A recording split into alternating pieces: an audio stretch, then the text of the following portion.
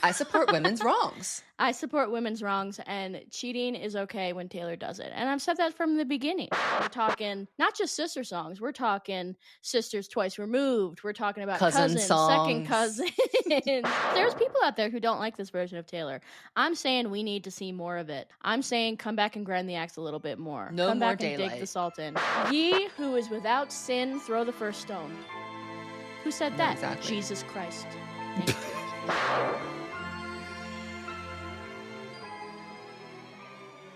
Welcome back to Evolution of a Snake. I'm Zach. And I am Madeline. And this is the Taylor Swift podcast. That's right, the Taylor Swift podcast. And the Taylor Swift podcast has new merch out for the Snares tour. You may notice that I am wearing it. Please let me talk about Taylor Swift. Unfortunately, due to legal reasons, this shirt now says, please let me talk about Taylor. So ignore this part. On the back, there is I'm not going to show you, but there's a gorgeous tour graphic with dates. There are more tour items and tickets to the tour, which is happening imminently. evolutionofasnake.com. We better see you there or you're a square. And you don't get a t-shirt. Well, you do get a t-shirt because you can order it online, but you know what I mean. You actually don't get a t-shirt if you come to the tour. Like, there's no chance for you to get a t-shirt at the tour. So, you could make your own t-shirt. You could trade t-shirts like friendship bracelets at the EOAS tour, but we won't have any for you. No. Today we're doing something. I don't even know how we're going to classify this because is it a sister songs episode? It kind of is. In a way it is. It's almost kind of like an examination of the trajectory of a certain kind of Taylor Swift song. It's a pipeline. That's what it is. It's a pipeline. Mm-hmm. Not just a sister song, it's a pipeline. And we're talking not just sister songs, we're talking sisters twice removed. We're talking about cousins, second cousins, brothers are even in there a couple of times. Even the brothers are in this pipeline. It's like from the pyramids to today. That's the history that we're talking about. Which is always what we're trying to do. But today it's especially acute because this is something we have been talking about for a while. Torture Poets was kind of the big reveal that Taylor Swift thinks cheating is okay sometimes when she does it. It's okay when she does it. When she does it, it's a moral right. When other people do it, they're so wrong. And she would never do that, by the way. So just so you know. It's literally the Paris is a you know what. Lindsay, you said that Paris is a you know what. I never said that. Paris is my friend. I never said that Paris is my friend. Wait, you said that cheating was wrong. No, I didn't. I said that cheating is wrong when he did it. He did it, and it was wrong when he did it. But when I do it, it's actually a moral, correct thing to do. And I'm actually saving somebody from an evil person when I do it. So you see how that works? The craziest thing about her relationship to cheating and infidelity as it evolves is that it pretty much, no matter how, like which frame she's attacking it from, whether she's saying the other woman is a whore, whether she's saying the man is garbage, whether she's saying you deserved it, it's never, I feel remorse about it. There's no remorse. No. She says, I did it, and what do you want me to do about it? I support women's wrongs. I support women's wrongs, and cheating is okay when Taylor does it. And I've said that from the beginning. And I've said it from the beginning. I think she's been right. People are extremely sicko mode about the subject of cheating at the moment. It's like one of those issues that just makes people go insane on the internet. So I think we should clarify like our positions on it, I suppose. Cheating is wrong, right? We all know that cheating is wrong. You should not cheat on someone, period. We all agree on that. We all knew that. I don't think we need to be stoning people to death for doing something that people have done since the Bible. They were getting stoned for it in the Bible. I think we should bring that up. And maybe there was something to that. No, I think everybody, here's what I think like the major thing is. I actually had a friend once who told me that she didn't get what the big deal with cheating was. Like, she was like, it wouldn't bother me. And I was like, okay, but here's the tea. If you're dating somebody who makes it clear from the get-go that this is a you and me, just us, like Taylor would say, and babe, you said no one else. How could you do this, babe? If you say no one else and then you do it, that's wrong. So being like, I don't see the big deal. Okay, to you. But if somebody that you're in a relationship with says that that would be the ultimate betrayal to me and you do it anyway, you're wrong. Period. That's just it. And that's on period. And who is responsible for the cheating? Well, takes two to tango. We all know that. Women get disproportionately blamed for this. Taylor Swift absolutely has engaged in that before, many a time. But when we look at her earlier work specifically, there are much wider forces that shaped infidelity, her perception of infidelity, and how she should write about it. I mean, look at the material in country music. It's no surprise to me that her position on whether someone should die for cheating really shifted when she left that genre fully for good. She got a lot more lenient on, can other people cheat, and more specifically, can I cheat and can it be okay? Am I allowed to cry? It's just a question. It's I'm asking you. literally just a question. And here's the thing as well. We're also not alleging that Taylor has cheated on XYZ Nope, person and we never blah, said blah, it. blah. This I is, never as said that. always, a character study through the lyrics and through the music. We're talking about Taylor Swift, the character on the page, not Taylor Swift, the person in real life. So these are merely our subjective interpretations. It's annoying that we have to clarify that, but some people are really stupid. Well, some people also don't talk about Taylor Swift on the page, and they do talk about Taylor Swift the person. Right. So they're out there and they're frightening, and I Mhm. don't feel personally in my heart that I do that. So I think it's stupid that we have to say that, because obviously we can only know what's written, and the written word is what we study here on the evolution of a snake. Thank you. And the rest is still unwritten, as Natasha Bedingfield would say. We don't know. We Mm-hmm. don't know. So Taylor, I think, to start, really always had, and still kind of does have, but this has evolved, a very black and white view of right and wrong. How can a person know everything at 18 and nothing at 22? That's kind of the moral of the story when we look at her relationship to cheating. She thinks she knew exactly what it was and how to deal with it and how it happened. And then as she got older and she experienced life, this is the thing that happens as you get older. People on the internet need to realize you start to understand, yes, cheating is wrong. Things like cheating are wrong, but there are also extenuating circumstances that do play a role in why things like that happen. Nothing ever happens like in a vacuum, which is why it's very rarely like you are 1000% wrong, I am 1000% right, and that is the end of it. But there was a period of time in which she thought that was the case. Well, and it's fair to say, because I think most people in their lives go through this, where when Taylor was thinking about cheating in a very black and white sort of a way, it was when she hadn't yet had an extensive number of relationships, and she was very young as well. And I think everybody, every single human being alive out there, as they go through life and as they, like how we're talking about, you have to grow up. By Yeah, the literally way, grow you up. literally have to grow up. Grow up. As a human person, eventually you just encounter situations and you're like, oh, so what I thought before when I was 16, 17 years old, that was stupid, Mhm. because actually things are a lot more complex than that. So that is kind of like the Taylor trajectory. I do think that she really thinks that cheating is a moral and ethical dilemma.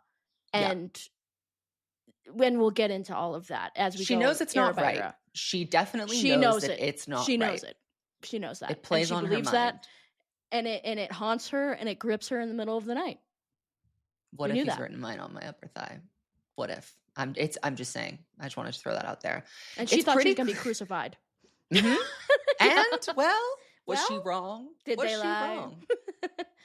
The early days, it's pretty clear early on that cheaters were going to pay for their crimes against Taylor Swift.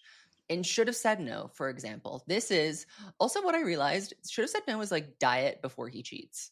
It's like before he Oh, it's so good. cheats Seriously, no, they're without peas in a pod. threats Before of he violence. cheats, without threats of violence. She was too nice to be threatening violence. Carrie Underwood got off easy. I feel like Carrie was older, so she kind of like got away with being like, I'm gonna beat the hell out of you and I'm gonna drive your truck into the river in Nashville, and et cetera, et cetera. Taylor couldn't do that. She was too busy being the nicey nice girl. You know, she's the But she victim. found a She can't. way. She She did. found her way. She found her She way did. to do it. There is no room for empathy or understanding in this song. And I'm saying, go off, No. Queen.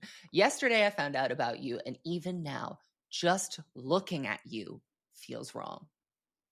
She's Mm-mm-mm. absolutely disgusted by it. That's the thing that literally kills me about the song. She is disgusted by Mhm. his action. She can't even fathom being in the same room with him, knowing that he knowing that he has done who knows what. I've always, because they were so young, I kind of thought that maybe they He just kissed kissed, and someone she's else. going, Yeah. this is crazy. But if when I was 16, oh, it would have been over. Are you kidding Mhm. me? Yeah, I would have I said the also same think thing. teens should be allowed to cheat on each other because, like, that's when you learn. Like, that's the time when you need to do it and learn that it's wrong and face the consequences for it so that when you grow up, you don't wreak havoc on adult people's lives.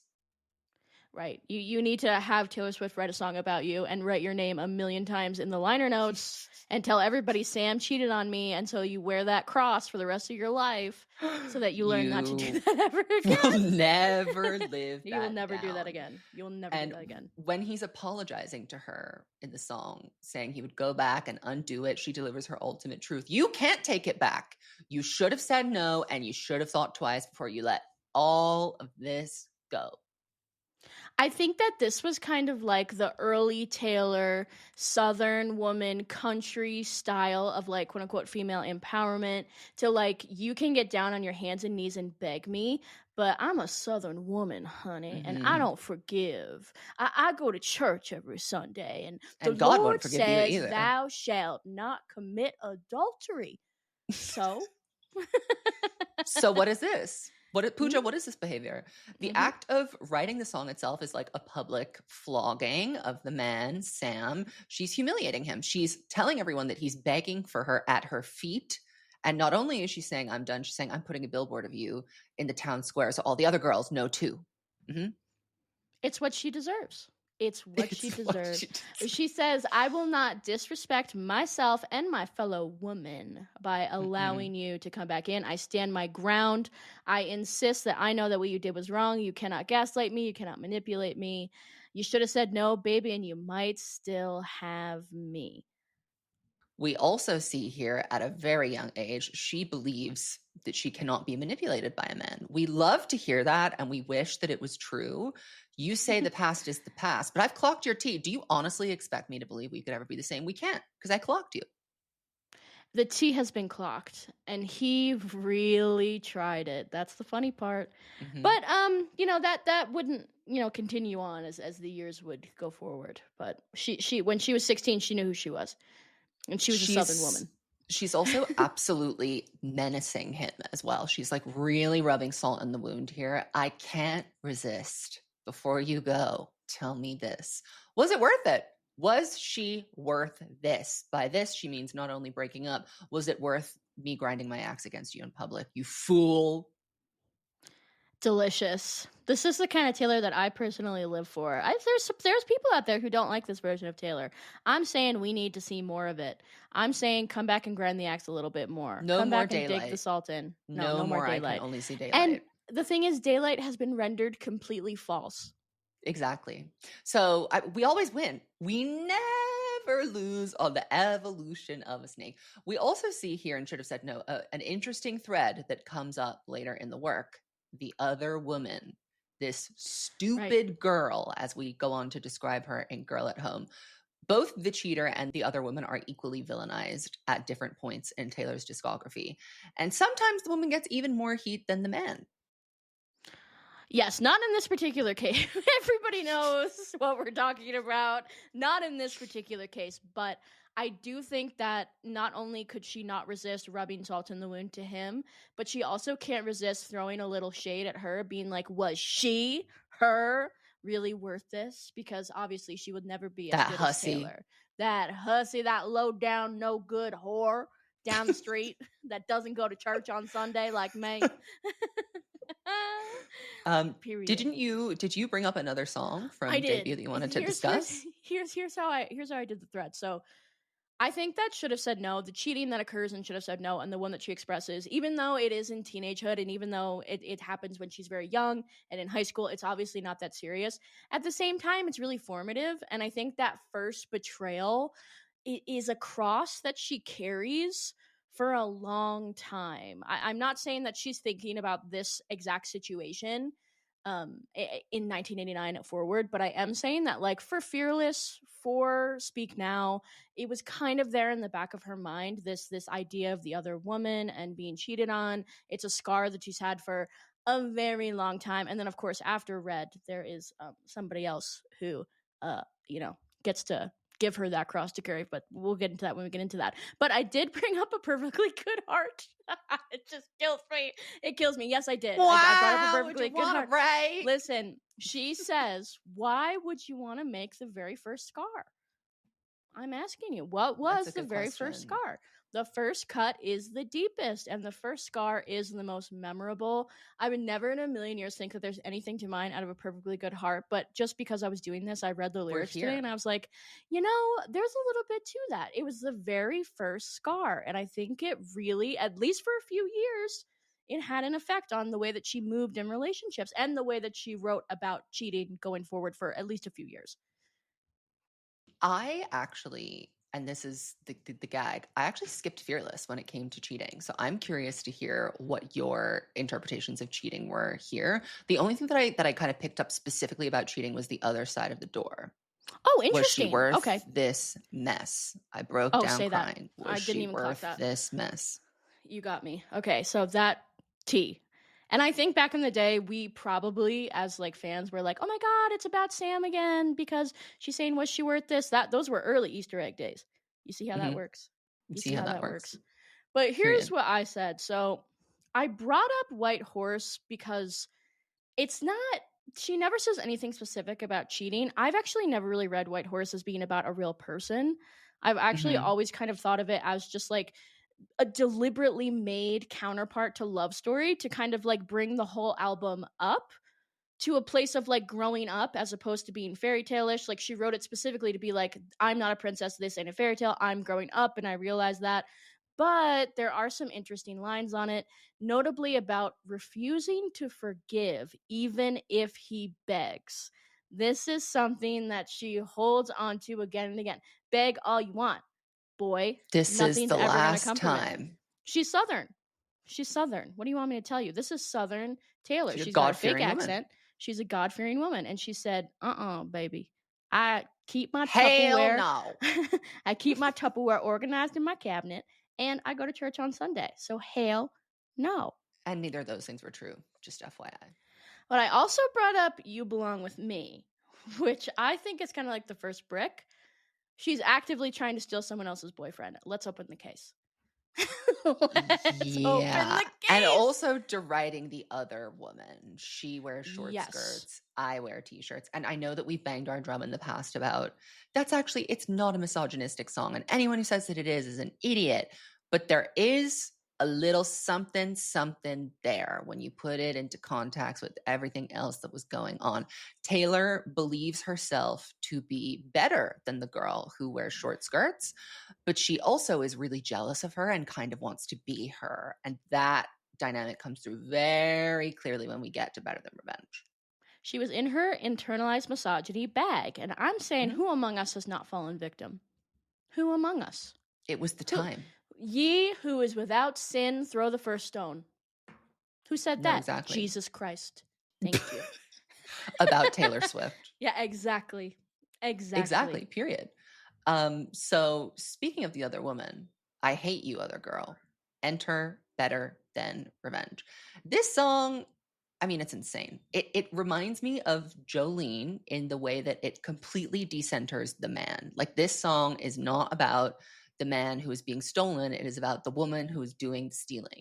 And Taylor likens the man stolen to a toy on the playground, an inanimate object that is played with and owned by others. Now, we love to see women objectifying men.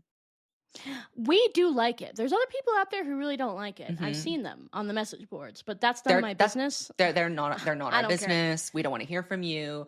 But however, in this context, that gorgeous degradation of a man does not serve to create a woman's world. No, absolutely not. And I also kind of think in her mind, back then, I don't think she would say this today, but back then, she was right to do this, whether there was physical cheating or if it was emotional cheating or whatever it was. And she felt that she was right to do this because, in her mind, Camilla Bell knew that Joe Jonas had a Mhm. girlfriend and didn't care and pursued it anyway. So, in Taylor's mind, in Better Than Revenge, she's the wronged party. And Mhm. as the wronged party, she is morally right to say whatever nasty things that she wants to say about Camilla Bell. And she's 100% sort of irreverent about doing it. She doesn't GAF. She And really we doesn't care. cheered her on. No, we were the peanut gallery going, get that whore, Get that her. whore. Oh, we were burn saying that-" get her, light her up. Yep. Light her up. From the Yep. moment this song starts, it's a hit piece. Now go stand in the corner and think about what you did. Like, here we go. The world It's arbiter, just the universe is going to so- tell us how to think and feel. Best song ever made, by the way. This song goes harder than anything. That's why it's the meme. Feminism off, Better Than Revenge on. It rocks. She took him faster than you could say sabotage. It's interesting how Taylor's interpretation of why her toy was stolen was because this woman specifically wanted Taylor Swift to suffer, to lose her man. And I feel like, when we consider why people do things like this, if in fact they go the way that Taylor has suggested, it's not always as simple as I wanted to mess your life up. Maybe she thought that Joe Jonas was just a hot, sexy, famous boy and had a crush on him. And let me ask you a question, Taylor. What if he wrote mine on her upper thigh only in her mind? I'm asking you that question. Well, we know what she would say now. You're allowed to cry, Joe Jonas. You are allowed to cry. In fact, you are can. allowed to cry. But you know what my favorite thing about Better Than Revenge is the fact that it shares an album with a little song called Speak Now title track. Let's open that case. case up where it's She is okay. It's Yeah. totally okay. You're not just stealing someone's man. You're interrupting their wedding. That is like the ultimate other woman fantasy. And she got away with it by being like, Haley Williams told me about this. But we know the truth. Mhm. But we know the truth. So this is, again, hot off the heels of You Belong With Me.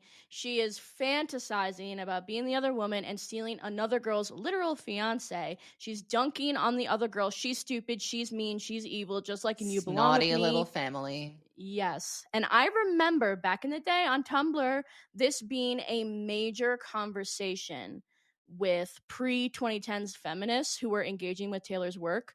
There was, if you chose to read into it this way, a real way that Taylor kind of seemed to like sneer at other women, specifically in her quest to attain male attention. But again, I reiterate, that's just kind of the millennial woman internalized misogyny. Hippie And I literally behaviors. believe it every single girl, unless you happen to be, I know Lorde, for example, grew up with like a really hardcore feminist mother. If that's your life, you had a different life than mine. Me and Taylor, in some ways, had a very similar high school experience. She didn't go to Catholic school. I did. Let me tell you, this is par for the course. You were I like, was this is saying, normal. during Everyone's the- saying this. Yeah, exactly. So I remember really getting upset that these feminists on Tumblr.com were reading into it this way. It's clearly there, but it's one of those things where it's like, yeah, that's called part of growing up, especially as a woman in a society. Speak Now Ever is heard of also it? like about a dream almost. So it's Right. not as It's bad not as the real. targeted hit piece against a specific person Right. to whom she did not try to obscure the identity of. But she had to know the pain was beating on me like a drum. She underestimated just who she was stealing from. Oh boy, did she. She did not know who she was stealing from. But I think that her relationship to the other woman in Better Than Revenge, a little bit in Speak Now, but more here, is so interesting. She feels inferior to this person that she's putting down in one way or another. She looks at life like it's a party and I'm on the list. And she's on the list. We all know that Taylor, for most of her life, felt like life was a party and she wasn't on the list. She looks at me like I'm a trend and she's so over it. In her head, I think at this point in time, Taylor was like the ugly girl in glasses from the You Belong With Me music video. And Camila Bell is the hot cheerleader from that music video that she could never be. And it's really, really interesting to me also the way that she does that and how she like posits being the hot popular girl that everyone wants to be as like a moral failing.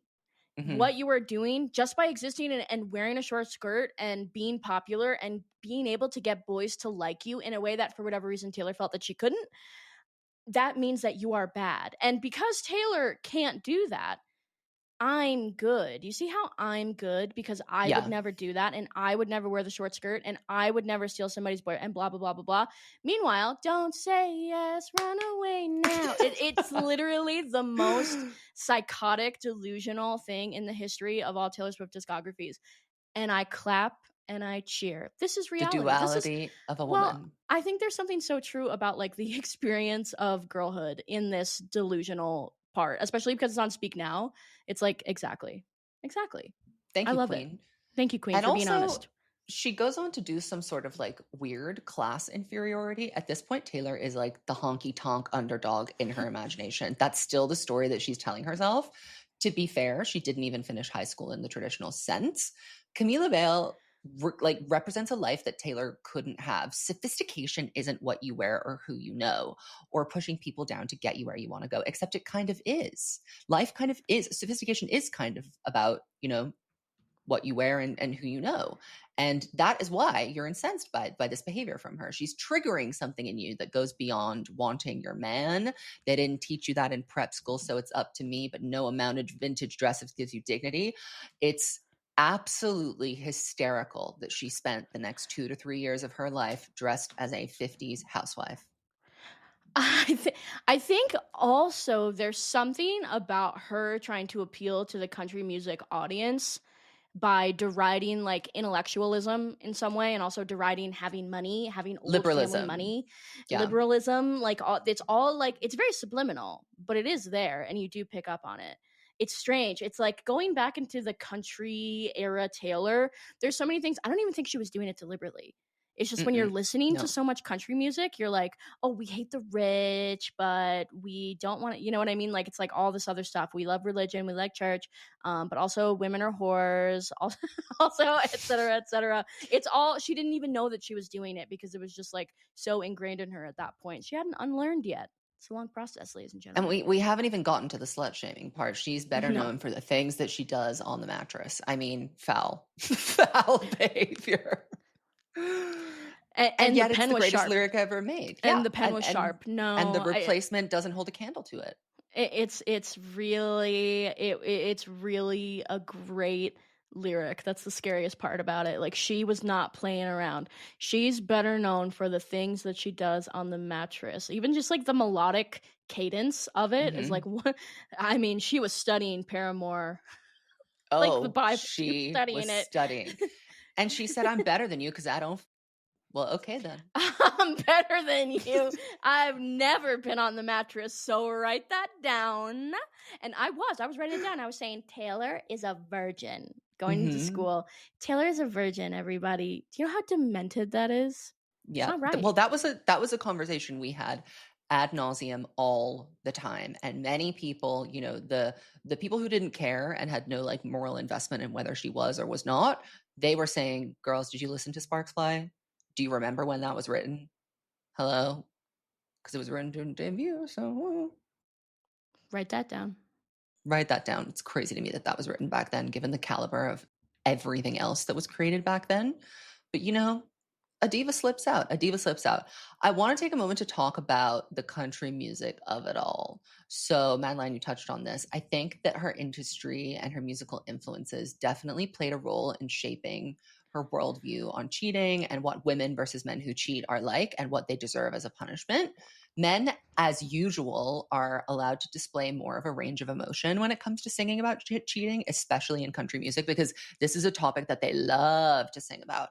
And a lot of the songs on the subject matter for men in the early 2000s, focus on them feeling betrayed and heartbroken, maybe a little confused, a little angry, but it's definitely like victimhood, sorrowful tone, not really about revenge or retaliation.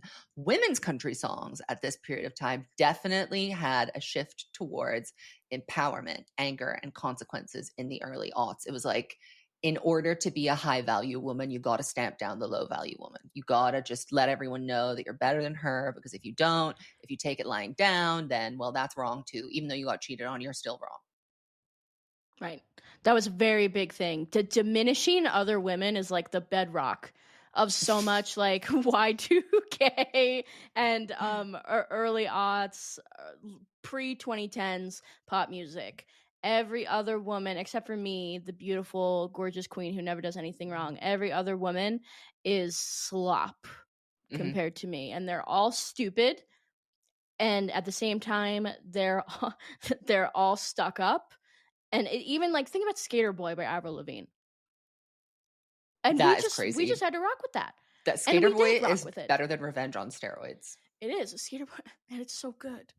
It's the best song Sorry, ever. girl, but you missed out. Well, tough luck. That boy is That mine boy's now. mine now. I mean, hello, this is misery. We need a Misery Business, Skater Boy, Better Than Revenge, and Mega mashup. And then you'll understand. And We that would need kind it. of be, it's like the perfect example of like pop punk anti-feminism. Mhm. 100%. By 3 Internalized divas. misogyny. I want male validation so bad. Pick me. I shit on other women for male approval. I mean, where do we go? 2 of those female artists developed and realized that that was kind of wrong, and one of them didn't. I'll give you a guess as to Now, who hold never on. moved on from that. Hold on. Avril Lavigne still hasn't grown up from this. I don't keep up with her. So I Have don't know you this. heard her song Dumb Blonde? I don't need to. From the title alone, I know what I exactly ain't is no going on. dumb blonde. I ain't no stupid Barbie doll. I've got my game on. Isn't that Watch the one that me. features Nicki Minaj? Yes. Thank you So for asking. hold on. Nicki Minaj is saying I ain't no stupid Barbie doll. That's interesting. Because she's the Barb. She's the Barb. It is interesting. And it's interesting because how many years later is she going, I'm a Barbie girl in a Barb? Nicki Minaj, I mean. Come on, Nicki. We're Barbs, so we don't need to We're talk Barbs. about her. We're I Barbs. would never We say love anything bad Nikki. about her. No, we love her. She's always I'm a right. She's done nothing Barb. wrong in her life. I'm a Barb. Better Than Revenge, I think, takes it a step further and, perpetuates that internalized misogyny by targeting the woman instead of examining the world around her for her understanding of infidelity. Can we blame her? Don't be a victim of Jolene. We're not just saying, Jolene, please. We're saying, Jolene, get. Mm-hmm. Jolene backhanded. Jolene killed.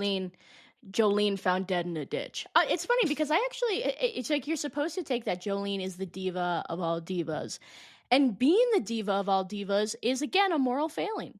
Mm-hmm. Being so hot and so sexy and being so desirable and being so charming and able to talk to men very easily with your nails on and hair done, it's a moral failing. Being as feminine as possible is a moral failing. Well, people are going to tell you that you're not sophisticated and you're better known for the things that you're done on the mattress. Exactly. So now what? Because you pursued Joe Jonas. Dismantling hundreds of years of anti-feminist rhetoric on Evolution of a Snake, tearing it apart beam by beam. Here we go. The evolution of a feminist. Yep. Exactly. So then we have, after Better Than Revenge, we get into Red. And this is where I called this The Girl Boss Awakens, kind of. Because there's a little song. I love that. There's a little song on this album that shows the girl boss she wasn't up. She was there, but she wasn't up. I think on this album, generally, we see the collapse of her value system, right and wrong, good and bad, which definitely is most easily seen in her attitude towards cheating from the very opening track of Red, State of Grace. Love is a ruthless game unless you play it good and right. She's admitting here that sometimes the rules don't apply, or perhaps the rules don't even exist to begin with. The person that she's singing about has changed her view on love. You come around and the armor falls, pierce the room like a cannonball. And also she understands that he's a flawed person. You were never a saint. I too have loved in shades of wrong. We learn to live with the pain, mosaic broken hearts, but this love is brave and wild. This love isn't necessarily right, but it's brave and it's wild. This is interesting stuff. Love is a ruthless game unless you play it good and right. One of my all-time favorite Taylor Swift lyrics, and I also think people kind of forget about it now, and I think State of Grace is underrated. I'm saying it. I know Mosaic everybody says broken there hearts, are it goes no crazy. underrated Taylor Swift songs. Why is there not constant conversation about State of Grace? Because there's so much in it, especially when you consider the bookends of State of Grace and Begin Again. There's so much in it that kind of like perfect bookends. I mean, it's the blueprint. But in any event, when she says love is a ruthless game unless You play it good and right. I feel like, again, she's moralizing good and right. And she knows that love is a ruthless game because of past experiences. But at the same time, she also believes still, I think to this day, she also still believes this, mind you. She still believes that if both of us play fair, then we have nothing to worry about. And that's why it's one of the greatest lines in an opening track of all time, because we know that he didn't. You see how that works? Mhm. I mean, there's layers to this. That's why it sets up the album. That's why this is where we start. These are the hands of fate, and you're my Achilles heel. I'm being good. I'm being right, and you have the ability to cripple me and hobble me. And she says it again and again. Boy, did Treacherous. he. Treacherous. She knows it. And in Treacherous, she knows this love is treacherous, this love is reckless, etc., etc. But I kind of like it. So there's something about, like, she never really talked. I mean, Sparks Fly, she kind of touches on it, but this is the first time where she's really toying with the idea of going for the boy that her mom. Well, that's actually not true because she did Dear We John. got Forget it. ours also. No, Erase. you're onto Erase. something. Let me tell you what you're There's onto. something You're there. onto the fact that she's starting to talk about lust, which is something that she had not really talked about before. She's talking about being so chemically drawn to someone that you lose your rhyme and reason. Because before, she never really, I guess, was able to put aside her fantasies and dreams about how love should be in order to pursue physicality. But when that becomes a defining feature of a relationship, it can override a lot of your most tireless defenses. It absolutely can. And I think that is very true. Red, I remember thinking as a girl listening to Red, it was my freshman year of college when Red came out. So, obviously a lot of things are changing for me, a lot of things are changing for Taylor. But I remember listening to Red and thinking that it was the first time that she got so kind of explicit. And I know for people who weren't there and weren't young and like didn't have the album right when it came out, that might sound weird. There's nothing explicit on Red, but I remember listening to Treacherous and being Ooh, like, dancing around the kitchen in the refrigerator light. oh, Okay, well, you were in his house oh, at night, so you slept oh, over. You see how that works. you wore his flannel? Oh, okay. You left your scarf at his Oh. house. Okay, I'm picking up what you're putting So down. there's something about Red that there was so much more desire than on other Taylor Swift records. And not just like a romantic desire, but also like a physical desire that was very like Lust. tangible and that you could like feel in the lyrics, even though they weren't really explicit, which is why it's really some of her best writing is to be sort of like coy, but you know what Mhm. she means. It's delicious. Being evasive. We Yeah. love to see that. She also, at this point, I think, is focused more on the emotional impact of a relationship on her rather than trying to settle scores. And this is, if you take I Bet You Think About Me out, which we are for the purposes of this, because, we're talking about the album when it came out. All Too Well is a great example of this. It's not really angry at who she's talking to. It's like it's remorse and it's grief and it's documenting for me. Like I'm not going to let you interrupt my version of events. Like this is what happened to me. And on the standard edition of Red, the reason for the collapse of her relationship with Jake is secondary to her feelings about it because she describes it as distance, timing, breakdown, fighting. Like it's not as though there is one singular event. With the vault tracks, we get a little bit more context for that, but it's not immediately clear that the number one reason why it ended is because someone cheated on someone. Well, what's interesting is that I actually don't remember during the Red era thinking at the time that Jake had cheated. She did not No, make I that didn't think apparent, that either. and it literally didn't become apparent until Babe came out as who was it, Little Big Town or Sugarland? Covered it. Sugarland. The Sugarland cover of Babe. It's like, wait a second, hold on. Now, wait a You damn said minute. what? She never ever made that clear. But like once you have the context, you can kind of get into a line like, you call me up again just to break me like a promise, so casually cruel in the name of being honest. It's like, honest about what? The fact that he cheated, which she says that he admits it to her in Babe. So it's like, okay, now I understand things on a deeper level, but it's really interesting to think about how she kind of was like almost nice to him to not say all the things that she could have said on the main edition. At the same time, I don't even know if she was thinking of it that way and was more just being like, what actually happened, what he did isn't as nearly as important as the way that it made me feel. So that's more of what we got on Red as opposed to like accusation. It's more like I'm dead inside. Mm-hmm. Yeah. So you might think from what we've just said that she had recovered from her. The other woman is a scarlet whore, and I hate her. But you just need to take a little trip down to the very bottom of the deluxe edition of Red, and you will see a song called "Girl at Home." Best song ever made. We all know, we love it. So we haven't recovered Who's we? entirely. we We being named Zach the and Swiftologist. Madeline We named the and the evolution Swiftologist. of a snake nation Patreon. We love Girl at Home. She can't help but blame the woman too, and the woman isn't even here. There isn't even actually another woman to talk about. She conjures her up. It would be a fine proposition to cheat on you if I was a stupid girl. She's delusional. And there are plenty of them, according to Taylor. This is truly the most delusional song in the whole discography. Don't look at me. You got a girl at home, and everybody knows that. So she's saying, love it. It's so petty. Won't be like the girls in the past who have done me personally wrong. And she's saying this with her entire chest, even while knowing that she has Speak Now title track and You Belong With Me on her discography. She's saying, I would never do that. But wouldn't you, though? If you could, and also, wouldn't you? And if you could, then you know you would. In the future? Didn't that go on to be something you may have dabbled in? Couldn't be clearer. And I think it's funny that this is the song she chose to really mess up with the re-recordings, because I think even she looks back on this one and like sees the subject matter of it and is like, oof, it's a little close to the bone.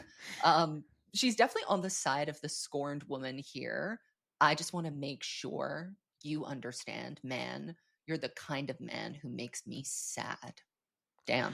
I think also she is like in the song expressing her own frustrations towards Jake Gyllenhaal here and like positing herself as the better woman in that situation and the victim and the poor little kitten. I really think she's doing that and like again like sort of like bashing Jake Gyllenhaal over the head with a stick far more than she's even talking about a real anybody else aside from herself and her situation. This is she's a just means letting to you an know, end.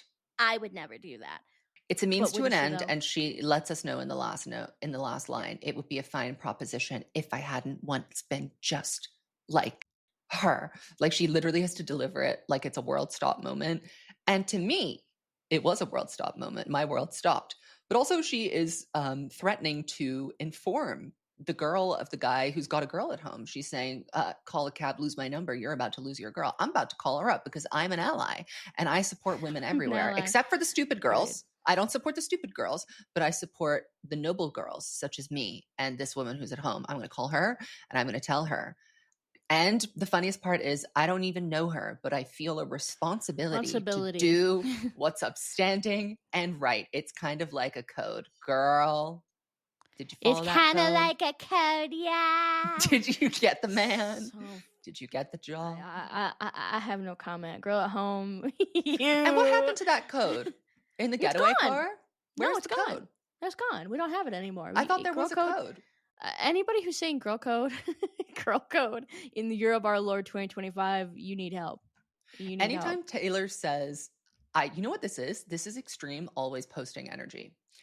Anytime she says, I feel a responsibility, you know that she will not be responsible for whatever it is she's going to say. No. I have to talk about gay marriage and make gay rights the world issue. Did that happen? No. I'm always posting. She said, I feel a responsibility to do what's upstanding and right. And I mean, the years go on. And I mean, what's upstanding and right has not always been done. And I think that she's so right for that. For the record, I'm saying, period. Yes, do more. Do more wrong stuff. But I do think it's interesting to consider it in hindsight. And that's just part of the humiliation of having essentially your edited diary presented to the world. Eventually, you're going to look like you're going to have egg on your face. And I support it. It just makes her more real. That's what we love about it. Babe, I mean, we get into that. She is, I since you admitted it, I keep picturing her lips on your neck. I can't unsee that. I hate that because of you, I can't love you. To her, in this moment, cheating is irredeemable. There's no way you can recover from that. And that didn't end up being true now, did it? Because 1989. I definitely think up to this point, from debut, should have said no, all the way up to Girl at Home and Babe and All Too Well and all this stuff on Red, she is saying cheating, unforgivable, ultimate betrayal. There's no reason to ever do it. You're a scum, you're a fraud, you're a liar. Whether you're a woman, whether you're a man, you will go to hell. And I will see to it personally that you get the seventh circle of Dante's Inferno. That's And her I would opinion. never do that. I would Exactly. never do that. It's crazy. And a mere It's one like a album 180. later, Yeah, it's like a 180. 1989, we Yeah. get, I heard that you've been out and about with some other girls. He says, what you heard is true, but I can't stop thinking about you. And I said, I've been there too a few times. That gagged me so bad when I heard it. I remember hearing that line for the first time and being like, what are you talking about? And she chuckles. And that's the funny part. She Traitor. chuckles about how You she broke up with Taylor betrayed Lautner me. to get with John Mayer. And she chuckles about it. Haha, it's so funny how I really wanted John Mayer while I was with Taylor Lautner. Is it funny? I didn't Who's laugh. laughing? I didn't laugh. Taylor didn't squared laugh. over? That ruined She my life for a little while. chuckles about the idea of being with someone and still thinking about someone else. That to her is like, that's just kind of like me being messy boots. And to be fair, it was. This is a moment where like she totally realized, like, you know what, we're in our 20s, you know, the moral grandstanding about this is over for a second. Like, pause. Relationships are messy. It's not always that black and white. And that's kind of like the theme that's of 1989. Like, it's messy. Relationships are messy and they're interesting and they're like a tapestry and blah blah blah. That was her vibe. And she was right. Heartbreak is the national anthem. And we sing it proudly. That is literally what was going on. It's interesting. Style is such an interesting one because her lust outweighs her sense of betrayal. He might have been out and about with some other girls, but Harry Styles, take me home. Just she did not take care. me home. She's on the boat in her blue dress and he's in the hot tub with models and she's like, and I still went back. It's not over yet. When we go crashing down, we come back. Yeah. We are so back. We are so back. It's so back. It's so over. I feel like this love also kind of vaguely hints at something coming apart and coming back together, tossing and turning, struggled through the night with someone new, lantern burning, flickered in the night, only you. It's giving guilty as sin. It is. And you know what else really gives guilty as sin? I neglected to mention this when we were talking about it. The Way I Loved You is the earliest iteration of guilty as sin. It's the Old Testament. And the case needs to be open on that, but more on that later. He is sensible. Yep. But I miss So screaming incredible. and fighting and kissing in the rain. It's also a prehistoric Midnight Rain. It's a prehistoric Red title track. Girls, The Pipeline. do the math. Do the math. Do the math. I do think that Is It Over Now kind of hints at something, but I think it's actually more about their breakup afterwards. I don't necessarily think that's about the overlap period. But to me, Style and This Love are definitely talking about something that resembles infidelity. I think that Is It Over Now is kind of about like, even though we keep breaking up and both of us keep going off with different people and we're having these new experiences, we kind of remain in one another's heads the whole time. And that's kind of a thing. Emotional cheating, I think, is an evil to her. So in her mind, she's like, gosh, and we're still so obsessed with each other and we're still thinking about each other. And I'm hanging out with this dude and it's like in Haunted, you know, he's going to try to take away my pain, but the whole time I'm still wishing he was you. She thinks that it's not right to even entertain the thought. So that's kind of what Is It Over Now is. Not necessarily that Harry cheated or that she ever cheated. It was in the head. She's always entertaining the thoughts. And this comes back around on Folklore and Evermore, hence constructions like Ivy. While she's having these thoughts and entertaining them, she is at the same time feeling guilty about them, which is very interesting. Very, very interesting. Then we get into Reputation. I mean, here she is. She's fully in her villainous era. I play him like a violin and I make it look oh so easy. I also like in Ready for It when she says, he knew that I was a robber first time that he saw me, stealing hearts and running off and never saying sorry. I think it's really interesting. Obviously, she's doing like a characterization of herself, but behind every JK, there's a little SRS serious. I think that it's interesting to think about how she went from saying like, I'm the eternal little baby kitten who'd never do anything like that, straight into saying like, yeah, I've done it before. And what about it? And what about it? Same thing on I Did Something Bad. The sentiment on I Did Something Bad of you have to leave before you get left. Again, even though it's a characterization, I do think that this is a sentiment that she was really fully believing for a period of time. I think that she was tired of being hurt and said, how about I do the hurting a little bit? How about I try to Mhm. care a little bit less? How about I mess around with someone instead of them messing around with me? But of course, Getaway Car, the truth is, I don't think she actually enjoyed doing that. And she isn't really No. that kind of a person. I think she was Mm-mm. playing the character and Reputation, I think in real life did exist for like 10 seconds. And it was during Bleachella, Hiddle Swift, all that kind of stuff. And then she died. She's not with us It anymore. was it was the Yeah. moment when we, the fans, were looking at her and literally going, "Who the f is that guy? Yeah. Who is that?" Who is that? It's completely unrecognizable. And we haven't seen that Bleachella rise since. I mean, she I'd really like was her. a. I'd like her to come I back. liked her. There was a I liked her. brief she reared her head when she broke up with Joe. Jover, Bleachella, Messy Queen. I would argue she was fully back in the Maddie Healy era, actually. That was a Bleachella moment. Oh, it was Bleachella Part 2. It was Bleachella, but in a different font. You know, Yep. Bleachella, she's a curious lady. Mhm. She's kind of my she's my Winona. Some of us consider her an era. Some of us Some of do. us consider it Some an of us era. do. So, Getaway Car is a far cry from our morally upstanding citizen on Girl at Home. She is describing cheating here as a natural conclusion. She's Mhm. actually blaming everyone else in the situation but herself. Everyone should have known about this and or predicted it. The guy she left and the guy she leaves him for, you're all fools. It's no surprise I turned you in. Us traitors never win. She views herself as an accomplice, not the main agitator. You were driving the getaway car. We were flying, but we never get far. I think it's also really interesting to think about how she fully seems to believe to this day. I think that there being another person to glom onto, that is the perfect way to get out of a relationship. It's such a good way to get out. Just there's another guy. Let me just kind of And roll the has it stone ever away worked really for quick. you? It Has never it works. ever It worked for never you? works. It's never once worked. That's the crazy part. But I think that like there's something really interesting about how she does it. It's like, is it so hard to say, sister, it's not working out? Maybe it is. To her, I wanted to leave him. Maybe I it needed a is. reason. Yeah. I wanted to leave him. I needed a reason. That's it. And that's the whole thing. What I like about Getaway Car is that she admits the whole thing. She admits everything that she did, but there's no real like, uh, sorry. She says Oh, we're both shucks. sorry, but But it's not she's really the not same thing she's as being not like, sorry. she's not. She's not sorry. She's And not. nor should she be. She's perfect. She's never No. done anything wrong in her life. I also really like to think about Gorgeous on Reputation. Obviously, it's not about cheating, but it is once again.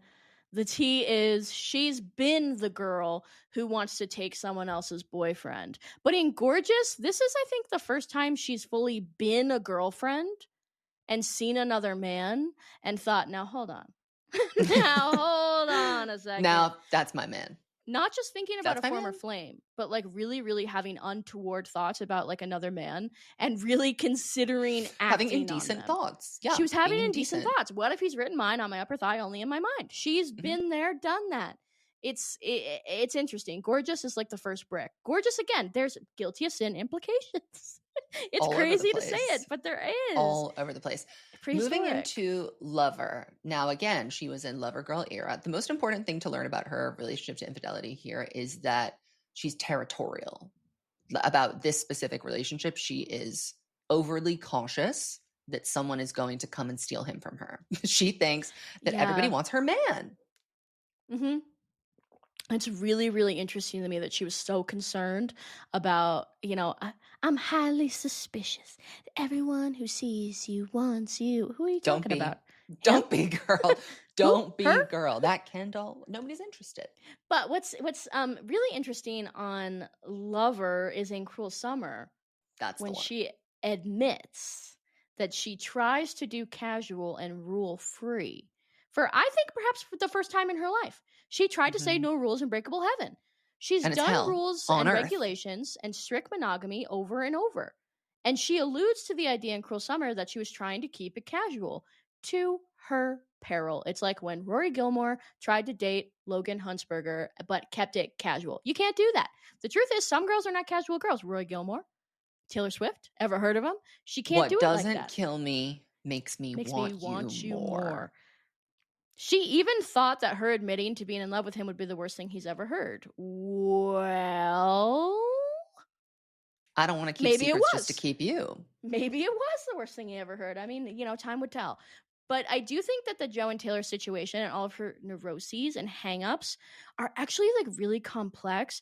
And it's far more complex than just a fear of being cheated on. Like there's a lot of the Archer, all this other stuff, like, her reputation, Because like it a lot of happened at things. such a Right. specific like it's honestly Right. it's trauma bonding. There's a trauma bond here, and that to me, between these two characters on the page, there's a bond that is formed between them at a low point, and then when life circumstances move on past that low point where she doesn't need to be saved anymore, then issues that maybe would have been detected when she entered into a relationship with like her wits about her start to rear their head. And then the sunk cost fallacy comes in. She says, well, I wrote a whole damn album about how I'm waiting for a ring, so I better stick around.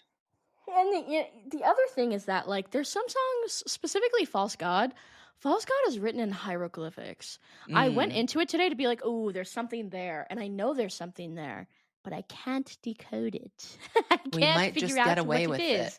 What are you Get away getting with away what? with? Why is it a false god? And then you think about false god in relation to hoax, and then that's a whole kit and caboodle when you start talking about false gods and your faithless love and the only hoax that I believe in. I mean, let's open the case. I can't open it because it's too complex. Would it be But enough if I somebody could needs never to. give you peace? We're I'm really asking wondering you that about this. question. We want to I'm know. asking you that question. But of course, the real brick on Lover is Daylight. I once believed love would be burning red, but it's golden. So this idea that she speculated upon in The Way I Loved You and in Red title track and on this album, that love is supposed to burn, to be intense, to be hard, to be passionate, and et cetera, and that anything else is just boring. She says, I'm releasing that. I'm stepping into the daylight and letting it go. She is Are choosing you? instead in this moment to believe actually love isn't meant to feel like that at all. The Do you believe truth, that? like with most things, is somewhere in the middle. That's what she never gets. My lover is cruel as the cities I lived in.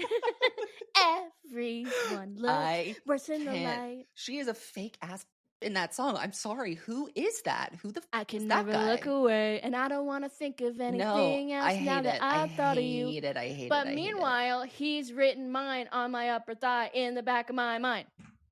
Meanwhile, your card shark's playing games and he's leading you on. Meanwhile, even if it's a false god. Meanwhile, I can't talk to you when you're like this. We're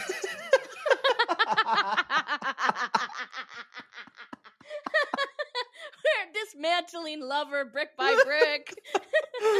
It has to be done. Someone's got to do it. Somebody had to do it. Someone's got to do it.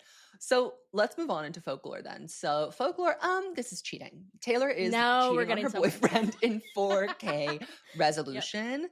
This album is egregious. I mean, we should have known it from the first listen, because fantasizing about someone else in this kind of way and fantasizing about cheating specifically in this kind of way is a form of being dishonest with your partner. I'm sorry, it is. If you were just writing it in your diary to keep to yourself, it would be one thing. But this is going on the world stage.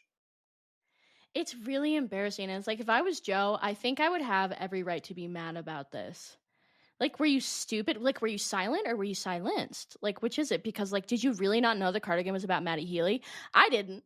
Did you? The greatest loves of all time are over now, while in a long-term relationship is crazy. And that's just the start.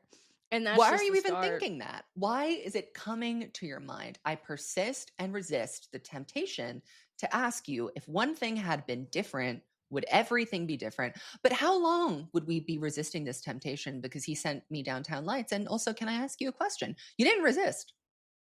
She really, the second that he showed up, when he blew in with the Winds of Fate, it was over. She gave in like a house of cards, baby. To be fair, Joe wasn't really putting in the effort at that point in time, but still. Yeah. Her face was gray, et cetera, et cetera. We've been known. But Illicit Affairs. Now, this is a really interesting song, because one thing that, even though her relationship to cheating had evolved, we had not yet heard her understanding or empathizing with what it feels like to be the other woman emotionally. And not the good parts of it, like not the things that you get from doing that, the things that you lose So she's singing as the person who is doing the cheating, which is a far cry from there's kind of like a code. Yeah, I want to do the upstanding and the right thing. She sees here that it's not that simple. And the lyrics to this song are actually like really heartbreaking. This is some of the best writing on Folklore. When I was reading through it, I was like, wow, tell yourself you can always stop, but you keep can't. doing it anyway. You keep doing it You anyway. can't. You keep going back. It's born from one single glance, one little mistake, and it dies a million times. Leave the perfume on the shelf that you picked out just for him so you leave no trace behind, like you don't even exist. Oh, girl.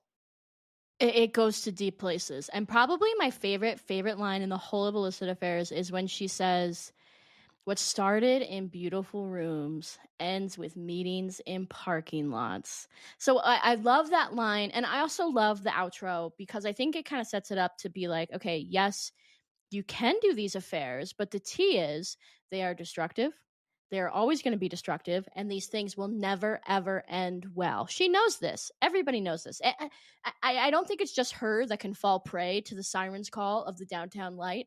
I No. think that anybody in a situation that's not going the way that you wanted it to go, and suddenly it's not the romantic place that you thought it was going to be, and he's not who you thought he was, any situation like that, you can be driven to the downtown light. So it's not just Taylor. And even though you know, like, this can only end badly, every person who enters into like an extramarital affair, even if you're the other woman or you're the person who's in the relationship, whatever, you have to know nothing good is going to come from that. And It's yet, the drug that only works the first few hundred times. And it's very interesting that we go from now I see daylight. Love should not be burning red. It should not be complicated. We'll The bring it up. next album, we go into You Showed Me Colors You Know I Can't See with Anyone Else, like red. Golden is not in there. You notice how Golden isn't in there? But it's Golden, interesting. not a color. It's interesting that you bring up Illicit Affairs as a song that's through the lens of perhaps the other woman, because I also kind of see August in the same way. I kind of see August as her putting on the gown of You Were the Never other Mine. woman. This is the one that she's reviled in the past, cooked her, called her a whore, and moralized about being the victim of the other woman time and time again. But in August, it's a very romantic, sort of wispy, dreamy sort of a way that she puts on the outfit and gets inside the head of that girl. And she sees that's far more complicated than that, and that her feelings were never about, Betty or whoever this other woman is that, is stealing away, blah, blah, blah. She's like, it was never really about me. It was always about her feelings and her pursuing her own wants. Wanting was enough.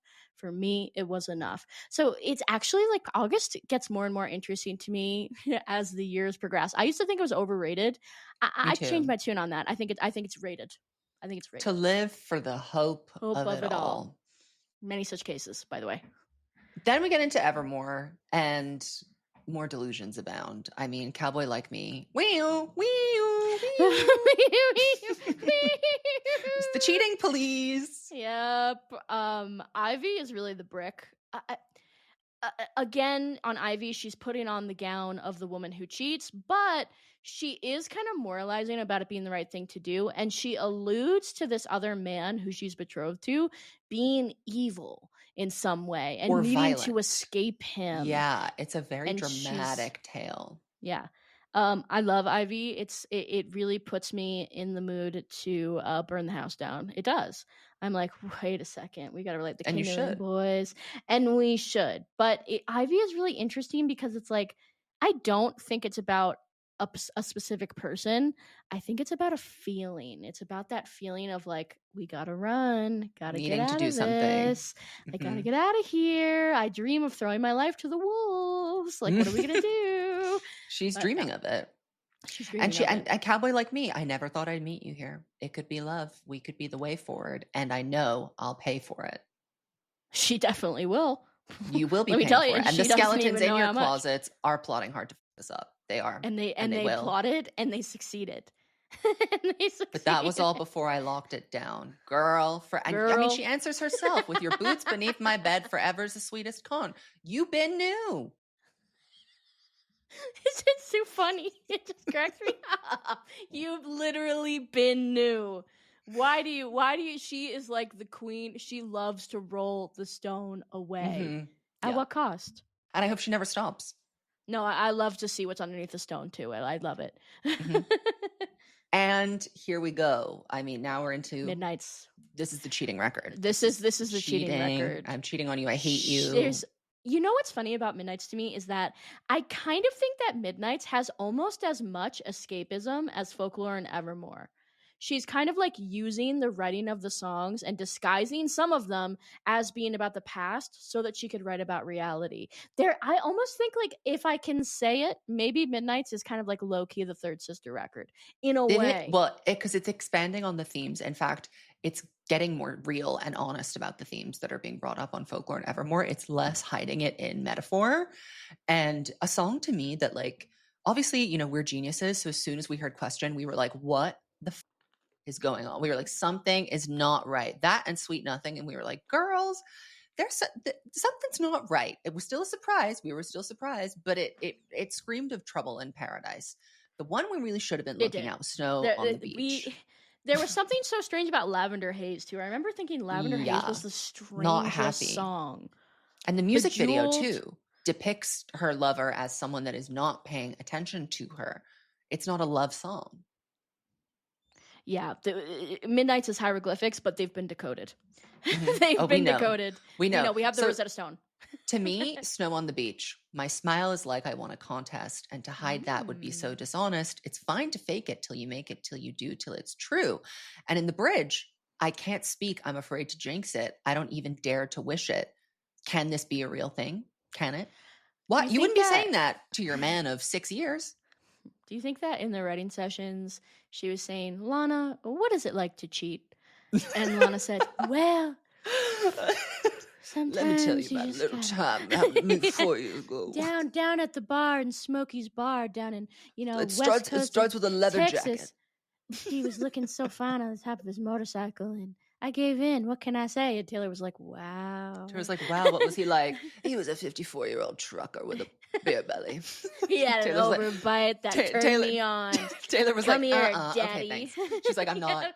That's not for me. Yeah, you but lost thank me you. Because I'm thinking about somebody else. But that's I'm thinking okay, movie star. I'm thinking rock star. You're thinking Hell's Angel. And we're not in the same.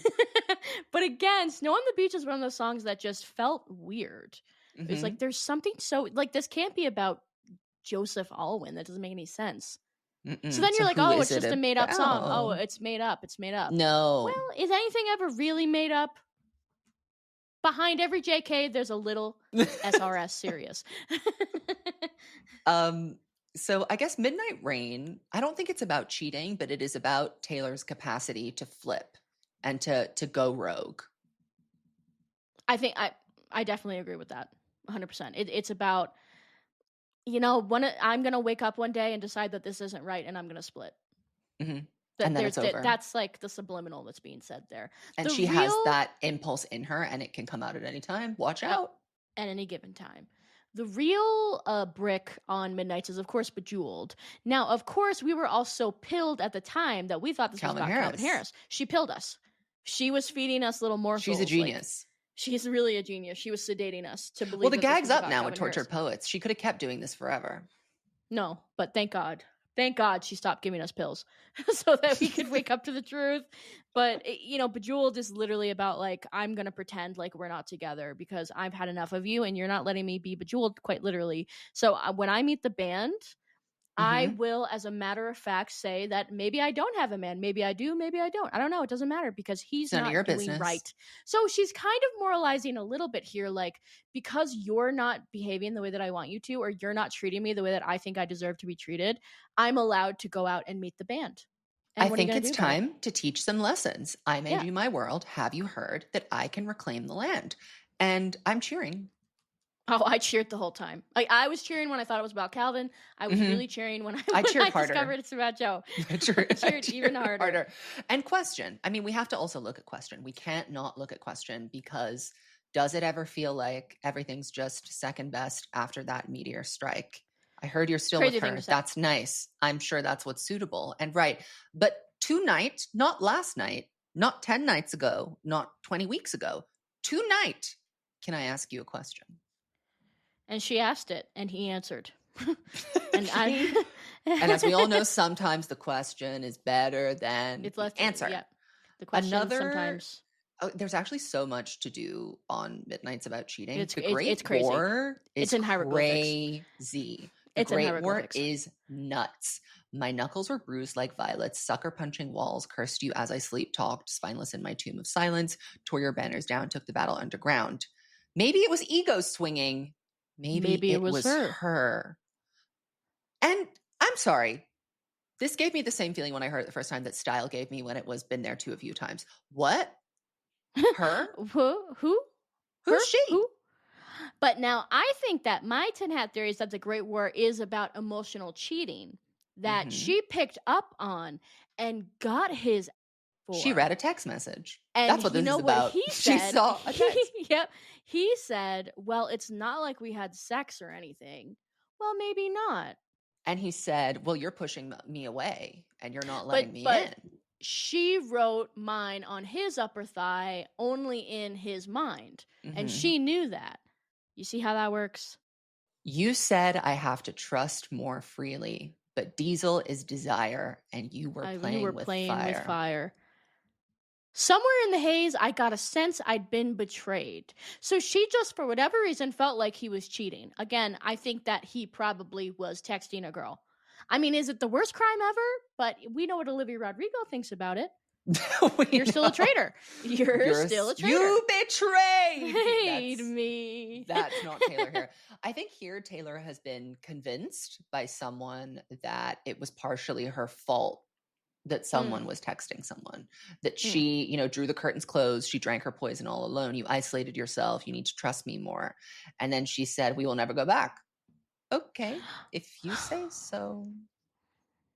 Broken and bruised, so I called off the troops. That song is crazy. Etc. It really is crazy. It again, hieroglyphics. We haven't fully decoded the messages yet. We're getting there, though. Well, then it's we have full Glitch. Of mystery. What the hell? There's Glitch. What James? What was that? What was that? Glitch? I don't listen to Glitch a lot. I don't think about it a lot. It must be said that there is something being told to us in the hallowed halls of Glitch that some people don't want to look too closely at. I was supposed to sweat you out, but the system's breaking down, depending on what kind of mood and situationship I'm in. I think there's been a glitch. I can't even go there. I don't want to go there. I'm not ready. The truth is, I'm not ready to go to Glitch. I am ready to talk high infidelity. I am always ready to talk high infidelity. Put on your records and burn my city. I think in this song she's saying, I kind of was doing cheating behaviors on April 29th. But in my defense, your picket fences were as sharp as knives. So she justifies these indiscretions by being like, you never really loved me enough. I was literally dying in front of your eyes, and you just didn't seem to care. So I needed to go out and find someone to treat me like I'm a jewel and like I'm a gem. Someone to bring me back to life. Someone to treat me better. Period. It's worth it to note I've also started kind of cooking on the possibility that this song is not about Calvin. I've thought it for many moons. I even thought it post-Jover. Well, because what? We kept trying to do the math. We've done the math in different ways with the 2,190 days since our love blackout, and it doesn't work. The numbers don't run. Something about high infidelity. I don't know, but it's just weird to me to think about like April 29th being. I don't know. I'm just saying. There's many ways that you can kill the one you love. The slowest way is never loving them enough. There's too many connections to things that she said about, like, for certain we know Joe, like on You're Losing Me, like on So Long London. I didn't opt in to be your odd man out. There's something there, and I'm cooking on it, and I'm perculating on it, and I don't like what I'm finding. Trust is I don't like what I'm finding. The department is looking over the material. Now the diva, tortured poets department. I mean, my husband is cheating. I want to kill him. Let's start there. Let's start there. I always thought that was such an interesting line. Fortnite is weird. It's like you're not supposed to be able to understand it. I truly believe it's not meant to be understood by the plebes. She wants it to be obfuscated in some way and like shrouded in mystery, and you can't fully see Well, the good whole job. picture. And she did a great job. She did a fantastic job. My husband is cheating. I want to kill him. There's something there. Like Maddie Healy never had a wife. It's like she's gardening, but like he had somebody, and like there's all Well, to these me, like Joe's the little. husband and he's cheating on her. That's kind of my interpretation of it. But also, I think my husband is cheating, I want to kill him are not necessarily connected clauses. Like that might not be why she wants to kill him. My husband's cheating. I want to kill him, just separately. It's interesting. Fortnite, sometimes I don't even want to like get into it because to me it's like hot nonsense, and it's like a pot that she was just throwing lines that she always wanted to use into and like mixing it It up was a notes and being app. like, "We got a song. Yep. We got a song, Jack. Put it down." It was a notes app punch bowl, and thank you for that. But So Long London is our first real glimpse at what the hell happened. I didn't opt in to be your odd man out. I founded the club she's heard great things about. I left all I knew. You left me at the house by the heath. Any comments on that, Joe? Would you like to speak up? We're giving you the floor for once. We're giving you the floor. I mean, there's many different ways that you can kill the one you love. The slowest way is never loving them enough. I mean, another way is it's to right text there a and playing black and girl white. that's not your girlfriend. Right. Maybe it was her. You ever think about that? Who knows? That memory garden, that died. That died. That passed away. I stopped CPR after all. It's no use. And then, I mean, we get into the real cheating divas of the record, which are sister songs, Guilty as Sin and Fresh Out the Slammer. What's really interesting to me about Guilty as Sin is how deeply guilty she feels. It's like she's saying, how can I be guilty as sin? But the thing about Guilty as Sin is that it's like an internal battle. Like, wait She a second, feels guilty. how can I be guilty as sin? But at the same time, I feel so guilty. And she's talking to her friends about it, and they're being like, there's no such thing as bad thoughts, Taylor. But she knows that it's not just thoughts. Like, I'm having deeply physical, intimate relations with another person other than my boyfriend inside my head. There's no way that is in some way, shape, or form not wrong. And she's like racked with guilt over it. At the same time, she's like, but it's not fair because I'm dreaming of cracking locks and I'm locked in a cage and it's not fair. I'm done with this and I want to be free of this now. But again, she has to use the getaway car. She can never just only say see one way out of it. Yeah, right. It's interesting. Well, Grays and Blues and Fights and Tunnels. That's your answer as to why she couldn't get out of it. It seems to me that there was a dynamic that kept her in that situation, even when she expressed that she was not happy and wanted to be out of it, for just one glimpse of his smile. And also, like, the thing about Fresh Out the Slammer that I really like is that it's never a justification. She's not like justifying herself. She's just explaining it. Mm-hmm. She said, this is why. This is exactly why. And you can take it or leave it. This is how I felt about it. Yeah, I don't care. If long-suffering you... propriety, yeah, I don't care. Like, I was literally dying. Like, I couldn't take it anymore. And I was so unhappy. And I was fighting every day for things to go back to the way they used to be. And I was tired of doing it. And there was this other person from my past who showed up and was treating me and giving me attention. And it made me feel better and made me feel alive. And if that's wrong, then I'm wrong. Then lock me up. Mm-hmm. Then lock me up and throw away the key. And she does kind of go into that on But Daddy, I Love Him Too. It's a similar sentiment. She's like, I don't care what anyone else thinks about this because I need to do it. And therefore it is justified. And that is how the relationship to infidelity really comes full circle here. It's like, I had no other choice. Yeah, it was kind of bad. I probably shouldn't have done it. But what else was I supposed to do? Look me in the eye and tell me that you would do anything different.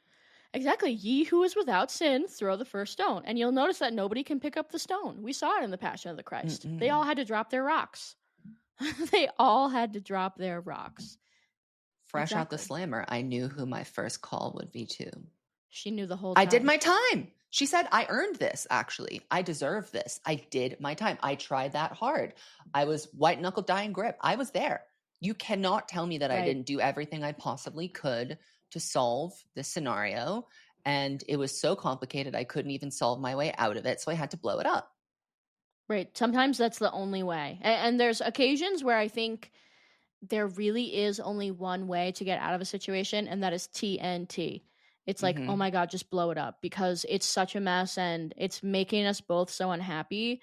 And I know that we would hold on to it and just be unhappy forever. You ever like have that feeling where it's like, neither of us are ever really going to do anything about this. So I think I'm going to blow it up now. I think I'm going to do the worst possible thing Someone's got to to, save us. because Someone neither of has to us do is it. happy for both of Right. us. You'll find someone, but Yeah, I'm not the one. I love that line in So Long London. You'll She's very find someone. magnanimous. As we She know, she is. could have been worse. Joe was marked safe. He was, but we know the truth. Not by us. Not by us. Not by us. There is There you have it. also Chloe or Sam, which talks a little bit. I mean, it doesn't necessarily talk about cheating, but it talks about the impracticality of actioning something that probably was never meant to be actioned in the first place. It just didn't happen. It just Can we didn't watch our phantoms like happen. watching wild horses? I'm asking you that question. The Can we? Bolter says some things as she was leaving. It felt like breathing. Well, she's Getaway, Karin. That's when she feels the most alive. I genuinely think Mhm. she is. It's the ending of The Graduate over and over and over and over again. They're on the bus. They're having the time of their life. All of a sudden, they look around and they're like, "Wait, what are we gonna do?" That over and over and over What again. the hell we gonna do now? I support her 100%. I support her actions. That's what this I episode support is about. Taylor's rights to cheat. I support Taylor's wrongs. Cheating It's is her right to wrong choose. unless Taylor Swift does it, and then she's right and she should do it again. Did you hear? And I also think, really, if there's any lesson to be learned from the episode and from the case study that's been done, it's on a case-by-case basis. Mhm. Man, I think it depends. Every situation is different and every relationship is different. No two I people really are the think- same. Exactly. No two situations are the same. No two people are the same. No two relationships are the same. It's always going to be different. And holding everyone to and every situation to the same standard as a previous situation or as a previous relationship, that's Gets trouble. everyone nowhere. Gets everyone nowhere. Hurts everyone, helps no one. So, I mean, if you want to do your moralizing about how cheating is terrible in the comments, save it. Save it. We don't care. I've told you this before. We said it how many times? We support Yeah. Taylor's right to be a bad feminist. We support her right to do cheating behaviors. I would also like to say, I can't believe I did say this. I meant to say, in the immortal words of F. Scott Fitzgerald, Mhm. there are all kinds of cheating in the world, but never the same cheating twice. Period. Put it out there. Period. Sometimes it's Getaway car. Sometimes it's the Bolter. Sometimes it's Rolling the Stone away. Sometimes it's We Were Something, Don't You Think So? Sometimes it's the meteor strike. It's always fun to listen to. I know that. Mhm. I know that much. I'm reading I'm always it. I'm reading the story. smiling. Yep. It's not my life. I'm always smiling. Nothing to frown Well, about in my life. Thank you for tuning in to yet another revealing, insightful episode of Evolution of a Snake. Go to our Patreon to get a bonus episode right now, and go to evolutionofasnake.com to get tickets to the Snare Store and get this merch. Thank you. Cup shaken.